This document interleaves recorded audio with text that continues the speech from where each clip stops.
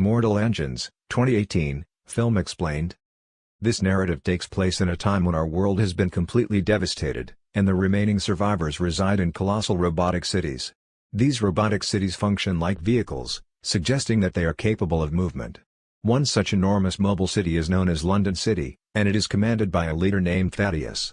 Thaddeus instructs his staff to seize a smaller city in order to acquire its resources and sustenance. We witness London City in pursuit of the smaller city, with a veiled girl also present within the mobile city. Due to the smaller city's slow speed, London City gradually closes in on it. Eventually, London City opens its gates and successfully captures the smaller city. The small engine of the captured city is then dismantled and discarded into a furnace. This furnace serves as the power source for London City, enabling its movement. The inhabitants of the smaller city are also taken captive. London City intends to utilize their labor instead of executing them, but the people from the smaller city are skeptical and fear for their lives. Thaddeus arrives and assures them that they will be treated as citizens, rather than being harmed. In this narrative, we are introduced to a character named Tom, who has a passion for collecting ancient artifacts and possesses extensive knowledge of history and technology. Mr. Valentine's daughter encounters Tom and expresses her curiosity about the cause of the world's destruction. She wonders how these changes came to be, considering that humanity used to inhabit Earth. Tom explains that the world's devastation was caused by a quantum weapon known as Medusa, which obliterated the entire world within a span of 60 minutes. In order to survive, the remaining individuals constructed the massive engines that now serve as their homes, such as London City. However, there are also individuals who lead more traditional lives and oppose the use of these mortal engines. Tom notices his own belongings among the items acquired by London City from the smaller city. As he examines these items, Thaddeus arrives and commends Tom for his work. Thaddeus then questions Tom about his decision to pursue research instead of pursuing his dream of becoming a pilot, despite having received training for it. Tom explains that circumstances forced him to forget his dream and he had no choice but to do so. He mentions that he is happy in his current work. Suddenly, they notice a masked girl approaching Thaddeus with a knife, intending to kill him. Tom tries to intervene but fails to stop her. The masked girl stabs Thaddeus, claiming it is revenge for her mother, Hester Shaw. Upon hearing Thaddeus' name, he looks at the girl in distress. Her name is revealed to be Hester Shaw, and she makes another attempt to kill Thaddeus. Meanwhile, Tom tries to stop her, but she pushes him away and runs off. Tom and Thaddeus chase after her. As she runs, the girl slips and almost falls, but Tom manages to catch her hand and save her from the fall. She tells Tom that Thaddeus is not who he appears to be and reveals that he murdered her mother. Suddenly, she lets go of Tom's hand and falls into a large well where all the trash from the furnace and engine is drained. The girl manages to escape from the well. Thaddeus arrives at the scene, and Tom informs him about the conversation he had with the girl, where she accused him of being a killer. Upon hearing this, Thaddeus pushes Tom into the same narrow well. Tom is expelled from the well and Thaddeus's daughters arrive, asking about Tom's whereabouts.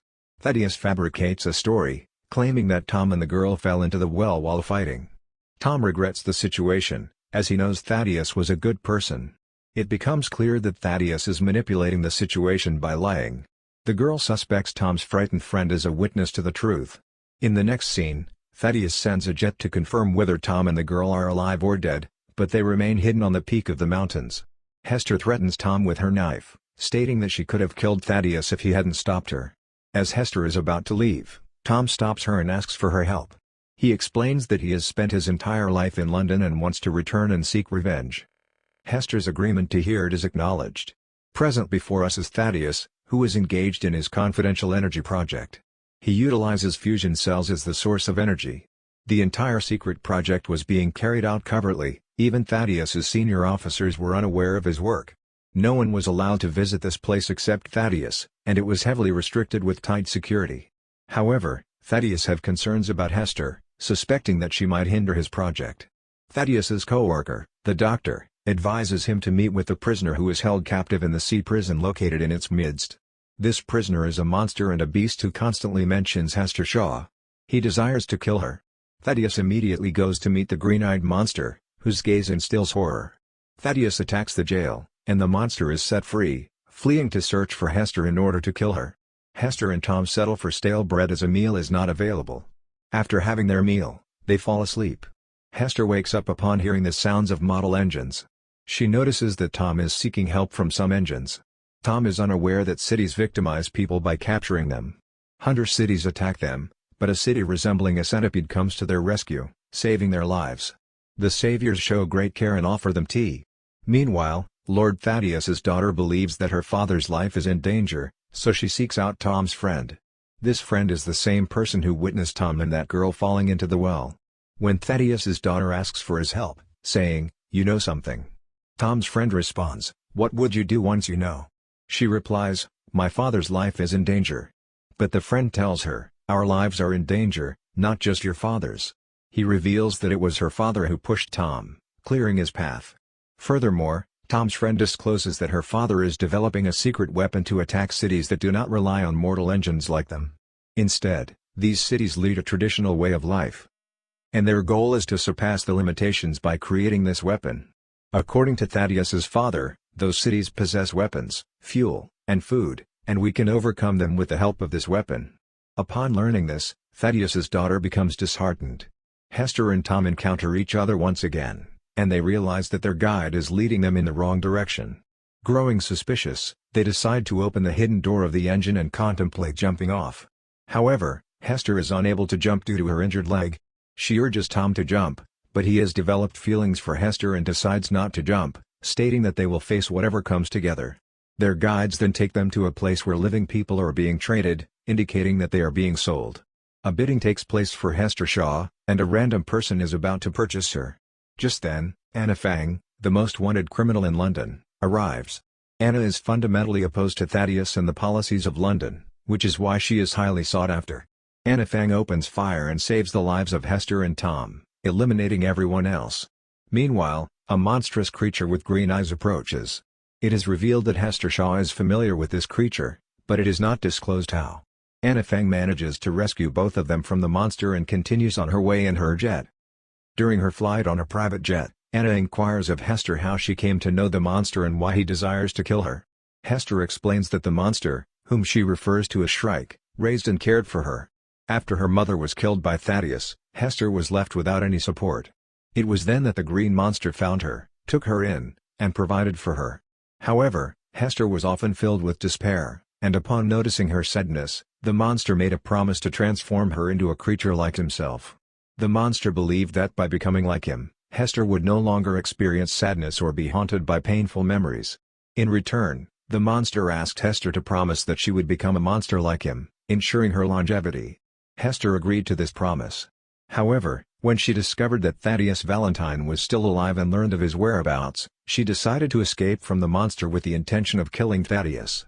This is the reason why Hester broke her promise to the monster, as the promise was contingent upon her becoming like him. As a result, the monster became furious and now seeks to kill Hester. The scene shifts to London, where the city is once again depicted, this time moving in an unknown direction. When Thaddeus's superior officer becomes aware of the situation, he confronts Thaddeus in a church and questions how he could take such actions without his approval. Thaddeus's senior officer becomes aware of Thaddeus's involvement in a secret project. It is not something else but the Medusa project. This project caused the destruction of our world many years ago. And Thaddeus had remade this weapon again. Thaddeus kills his senior officer before he stopped him.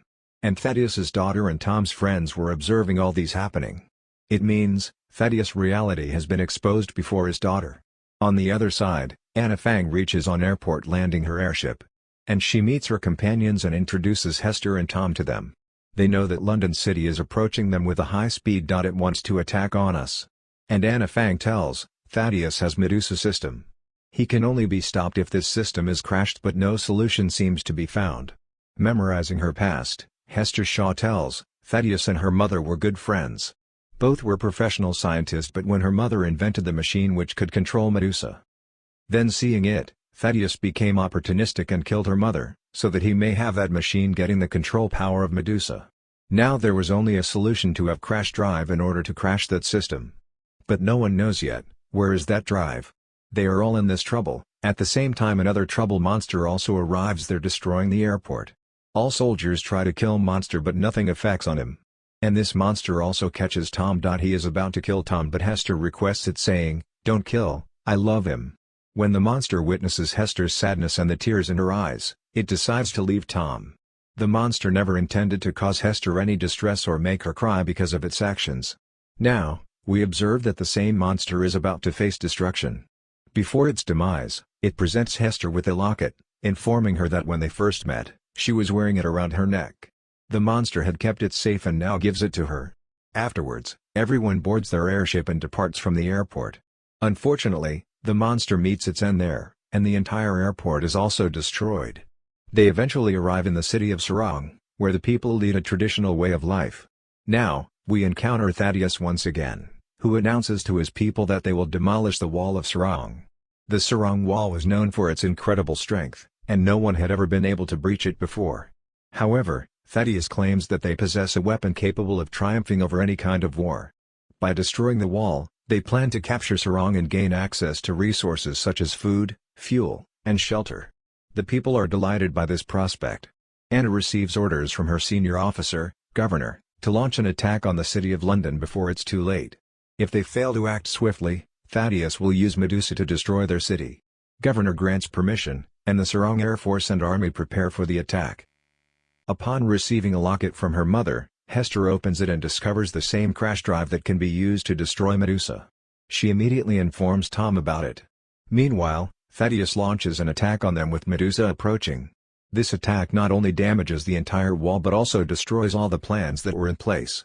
Hester and Tom then share this information about the crash drive with Anna Fang, and together they plan an attack on the city of London. However, on their way, they face heavy casualties with many soldiers and airships being lost. Eventually, a few individuals manage to reach London City, where a fierce battle between Anna and Thaddeus ensues.